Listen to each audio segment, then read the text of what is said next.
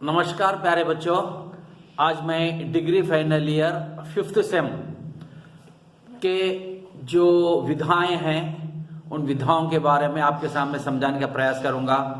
पहले यूनिट में आपको भाषा, राजभाषा, राष्ट्रभाषा, संपर्क भाषा इसके बारे में है और सेकंड यूनिट में विधाओं के बारे में है। कविता, कहानी, निबंध, उपन्यास, लेखन, पत्र लेखन, ये तमाम है। तो इसमें आप घबराने की कोई बात नहीं है बेटे। आप बेफिक्र से और सकारात्मक दृष्टि से ठीक तरह से समझने का प्रयास कीजिए।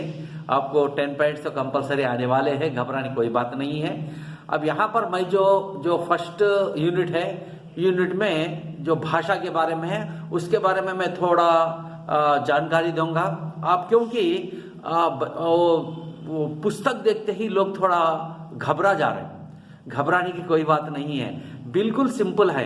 जैसा मैं आपको समझाऊंगा उसी प्रकार से आप समझने का प्रयास कीजिए। सिंपल तरीका है बेटे, सिंपल तरीके में स्वीट एंड शॉर्ट, बस फिनिश। अपने हार्ड जाना नहीं है, परेशान होना नहीं है। थोड़ा पढ़ लेना है, अच्छा पढ़ लेना है, 10 पॉइंट्स ला लेना है। ओके बेटे। अब यहाँ पर आप देखिए भाषा है।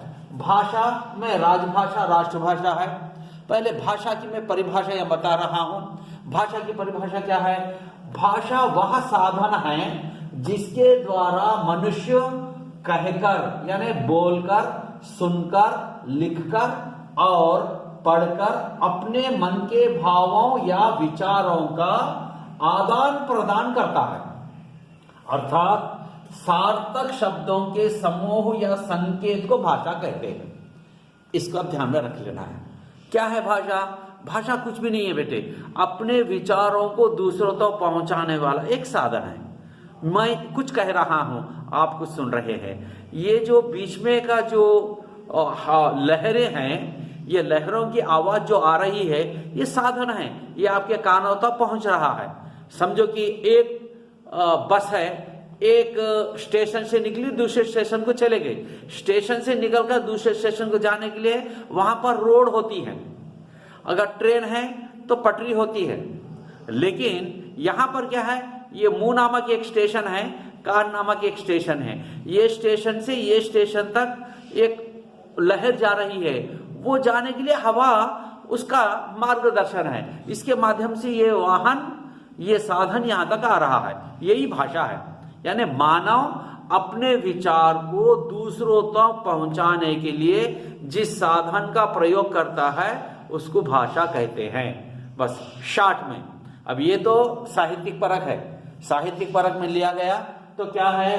भाषा वह साधन है जिसके द्वारा मनुष्य कहकर, सुनकर, लिखकर और पढ़कर अपने मन के भावों या विचारों का आदान प्रदान करता है। अर्थात सार्थक शब्दों के समूह या संकेत को भाषा कहते हैं। सार्थक शब्द मतलब निरर्थक, सार्थक। ये शब्द सार्थक का मतलब क्या है? अर्थ निकलना। निरर्थक का मतलब है अर्थ नहीं निकलना। सार्थक शब्द जो शब्दों का अर्थ है, सही अपन मीनिंग बता रहे हैं, वो सार्थक शब्द हैं। वो दूसरों तक पहुंचाने को भाषा कहते हैं। अब हम आएंगे भाषा के भेद क्या है। अब देखिए, भाषा कहते ही भाषा के दो भेद हो जाते हैं बेटे। एक है, अब यहाँ पर तो है ये राजभाषा, राष्ट्रभाषा, हम हटा देंगे। अब यहाँ पर भाषा के थोड़े भेद बता देकर उसके बारे में, राष्ट्रभाषा क्या है, राजभाषा क्या है, हम नेक्स्ट क्लास में देखेंगे।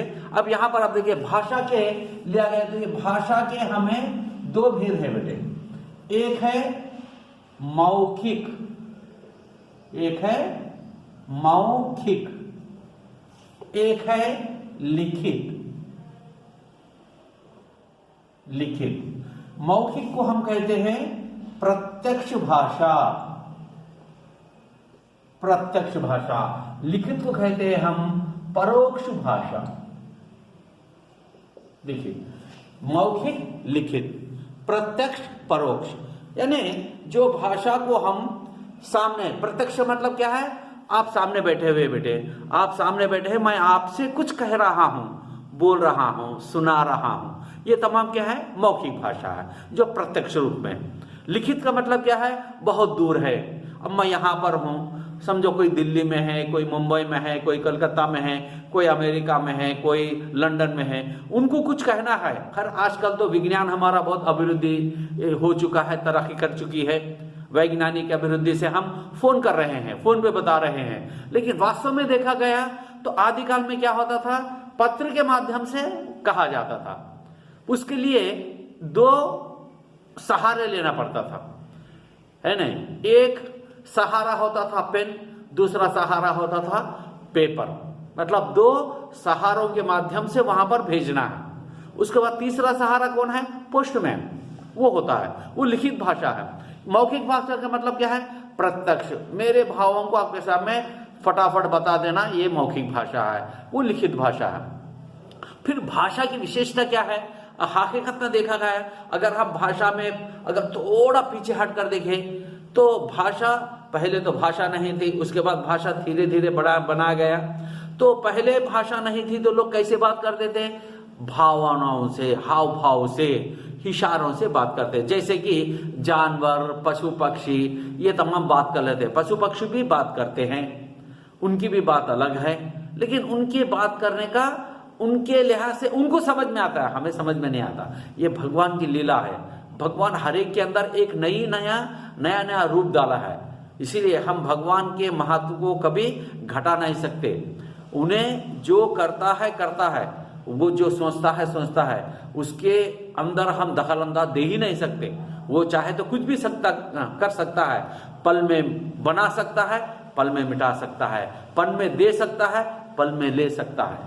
उस पर हम विश्वास करें, सब कुछ है, नहीं करो तो कुछ भी नहीं है, ये विश्वास पे है। अब यहाँ पर देखिए, भाषा जब बनी है, बनने बाद क्या है, पहले तो भाषा थी, लेकिन भाषा को पहले टिंगल पिंगल नामक रूप से लाया गया, उसके बाद उसके कई रूप बन गए। आज तो भाषाओं के कई रूप हैं। तो अब यहाँ पर जो भाषा है, ये भाषा में एक है मौखिक, एक है लिखित। तो मौखिक का मतलब है प्रत्यक्ष बताना, लिखित का मतलब है लिखकर बताना। और मौखिक भाषा, लिखित भाषा में अंतर यह है कि मौखिक भाषा सामने कही जाती है, और यहाँ पर मौखिक भाषा में कभी हमें कुछ मुंह से कभी कभी गलत शब्द निकल भी जाते हैं, उस समय उसका सबूत नहीं मिलता है।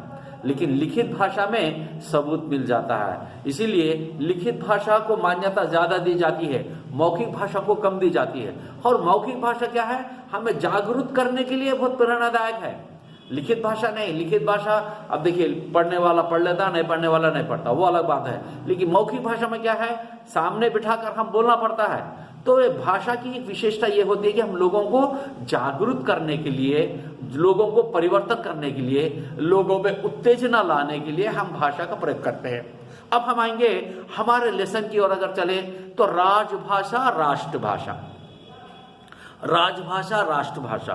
तो ये राजभाषा, राष्ट्रभाषा क्या है, पहले तो भाषा हम सीख लिए हैं, हमारे देश में कई भाषाएं हैं। एक कहावत है, अगर कोई विदेशी हमारे भारत आ गया तो यहाँ की भाषाओं को सुनने के बाद उन्हें एकदम परेशान हो जाएगा कि ये भाषा है, ये भाषाओं का संगम है या समुद्र का संगम है, क्योंकि उनके पास एक ही भाषा होती है, हमारे पास कई भाषाओं का संगम है।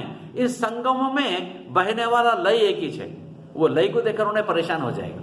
तो ये भाषा, उसके पश्चात जब हमारा देश स्वतंत्र हुआ, होने के बाद तो जब क्या है, एक भाषा को राजभाषा और राष्ट्रभाषा बनाने का मौका मिला, वो भाषा है हिंदी। उसको किस तरह से योगदान प्राप्त हुआ है, कैसे हुआ है, किस प्रकार हुआ है, उसका हम देखेंगे नेक्स्ट क्लास में। ओके बेटे, नेक्स्ट क्लास में हम देखेंगे उसके बारे में क्या होने वाला है, कैसा होने वाला है। ठीक है बेटे, धन्यवाद।